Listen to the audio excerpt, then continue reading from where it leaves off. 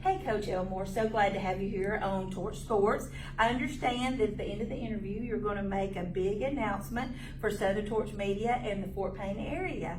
Yes, yeah, we're excited. Great. So thanks for having us. Okay, great. Well, tell us a little bit about how you've prepared this summer for the big season ahead.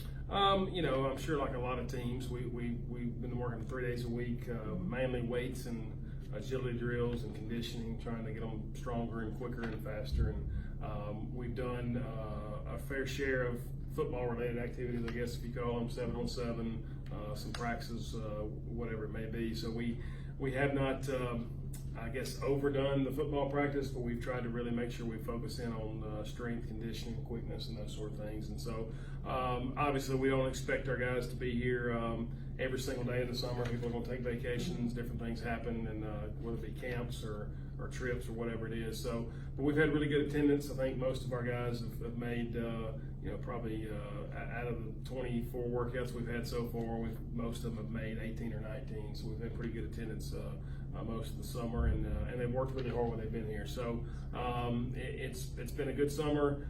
We have, unfortunately, lost a couple of guys to injury already, which we never enjoy, but sometimes that happens. You hate to have it happen in the summer, but we've lost a couple of guys. So that's been disappointing. Do you think they'll be back before the season? No, unfortunately, they're both season-ending injuries. One of them plays basketball. I think he'll be back for that, but unfortunately, we won't get him in football. So that part's been disappointing, and we've kind of tried to tell the team that now we're just going to have different guys step up and take on different roles. But like I said, we've done a fair amount of football activities, but we try to kind of really start ramping that up about right now. We don't want to do too much in the summer because we have a lot of guys that play multiple sports, and we don't want to pull them in 3 different directions all the time. And we also want them to be excited about football practice starting and not, kind of burn out on what's going on. So we're trying to kind of change gears a little bit right now and kind of get back more into football mode and out of kind of the strength conditioning mode. And I'm sure the heat has been a big factor this summer. You have to work around that. It is, and we go early a lot, so we usually are here by 7 working and done by 9 or 9:30, so we miss most of the heat.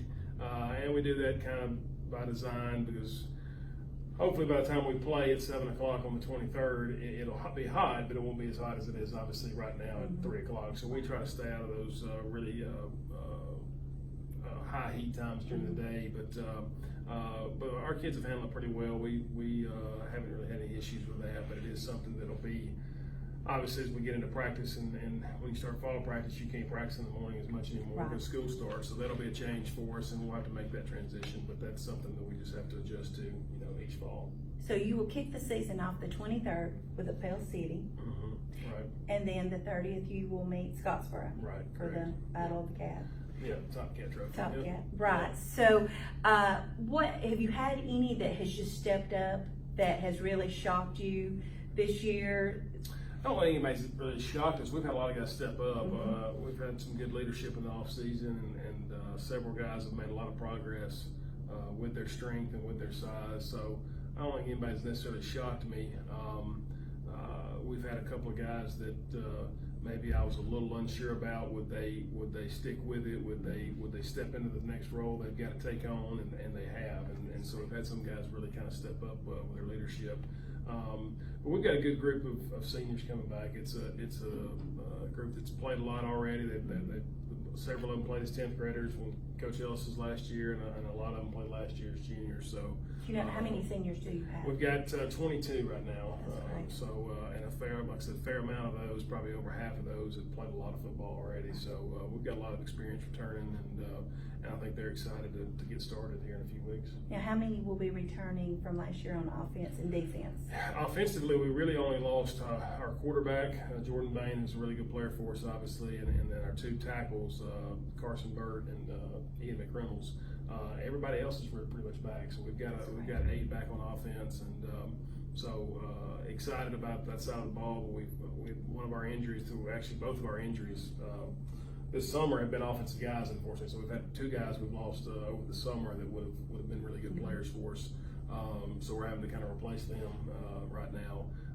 And then defensively, I think we've got 6 back. We lost Levy Hall, who's our good free safety, and Zach Ridgway and Junior Marquez on the defensive line, and then really lost our entire defensive line. Lost Austin Travis and Will Wright too, but got all of our linebackers back, and both our corners are gone too. But Connor Schrader and Nathan DeBose, but Connor had missed the majority of the season due to a broken leg, so he was a starter, but we had to fill a guy in for him. So really, we kind of got a guy returning there because he had to play last year because of the injury. So we lost more on defense, but at the same time, because of all the injuries we had last year, we had a lot of young guys that had to play earlier, so we've got a lot of experience returning there as well. And now you have several in your coaching staff. You have several key coaches that have joined you. Yeah. Tell us a little bit about the coaching changes. Yeah, we're excited about that. We had a good coaching staff when I got here. Coach Ellis had done a great job with that, and we had some really good coaches already on staff. And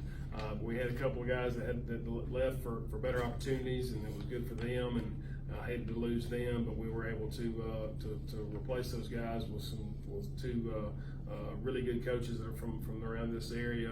Coach Brent Tinker, who's been at Hyder for years, and then Coach Pat Vincent, who's spent a lot of time on Plainview. And then we hired another young coach from out of state that's going to be as good as well. But Coach Tinker and Coach Vincent have already brought in a great, just a great mentality. They've obviously been around, done it, seen it, all that kind of stuff, and both good men, really good men, and both very knowledgeable football too. So we're excited to have them, and and our kids have already kind of grown close to them. It's going to be good for everybody. I think they're excited to be here, and we're definitely excited to have them. So I think it's going to be good for everybody. Well, okay, Coach Elmore, I guess it's time to let the cat out of the bag, per se.